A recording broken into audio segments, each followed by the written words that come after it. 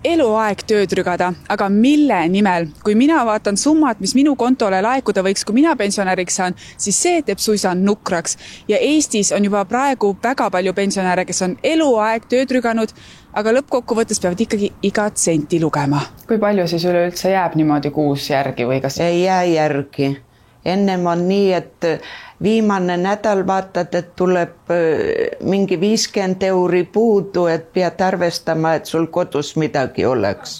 Et pensionäridel nagu 77-aastasel Tallinnas elaval Taissal oleks rahakotis rohkem raha, on riik välja käinud idee kinnisvarapensionist. Lihtsalt öeldes tähendab see, et pensionär sõlmib pangaga kokkuleppe, andes enda kinnisvara tagatiseks ning saades selle võrra pensionile lisaraha.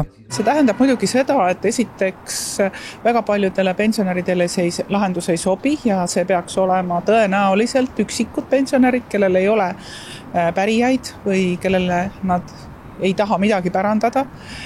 See kinnisvara väärtus peab omama, ei saa olla 20 000 eurone korter, vaid midagi väärtuslikumat. Kas teie tahate? Ei, mitte mingil juhul. Eks ma siis sööks nagu telekas öeldi, et piima ja leiba, sellest saab kõhu täis juba Eestimaal. Kinnisvara pensioni juures on aga üks suur aga. Selle võrra väheneb ka päritava kinnisvara väärtus. Tuleb läbi arutada, aga ma arvan, et võib proovida küll niisugust asja. Et ise siis olete mõelnud, sa olete juba pensionär üldse? Jah, olen küll. Ehk siis mõtlesite selle peale, et võiks võib-olla lisaraha niimoodi saada? Jah. Mis summad sealt tulla siis võiks üldse, olete mõelnud, kuulnud? Nii kaugele ei ole mõelnud. Aga kas siis see, et korteri väärtus väheneb, see teid ei heiduta? No kõik sõltub nendest reeglitest, mis kehtestatakse. Ma ei oska seda öelda, sellepärast, et mul on nad lapselapsed ja lapsed kõik, kellele pärandada. Ma ei muudaks midagi. Mis te arvate, kas mõned pensionärid ikkagi võtaks seda? No ma arvan küll, et üksikud sellised pensionärid, kellel kedagi ei ole, et mis neil? Paneb selle, kuidas seal nad ütlevad panti või mismoodi ja saab selle võrd rohkem pintsi. Need, kellel on lapsed või lapselapsed, ei sooviks enamasti siiski enda kinnisvara käest anda. Küll aga on palju neid, kes elavad üksi ning surma korral läheks korter nagu nii linnale.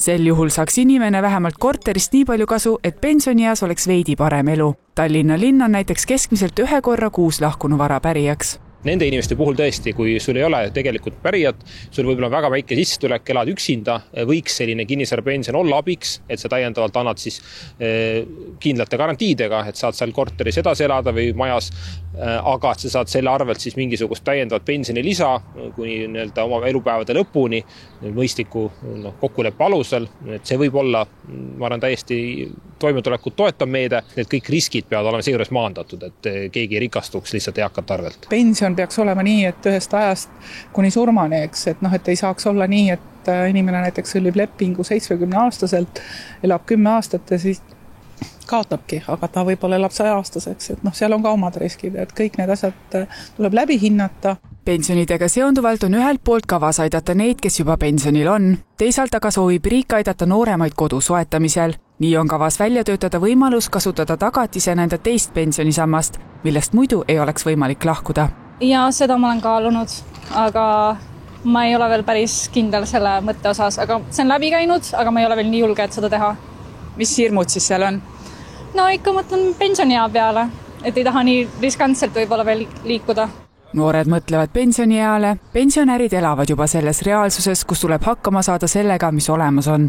Milline kinnisvarapension täpselt välja nägema hakkab, selle üle veel arutatakse ning kõige varasemalt võiks vastav seadus kehtima hakata aasta pärast. Mis need lapsed ja lapselapsed siis ütleks selle peale, kui te teeksite nii? No mis nad ikka ütleks, vaevalt, et nad midagi ütleks, aga ütleme endal on nagu paha, et ma oma lastelastele või ei saa midagi anda või pärandada või see samm.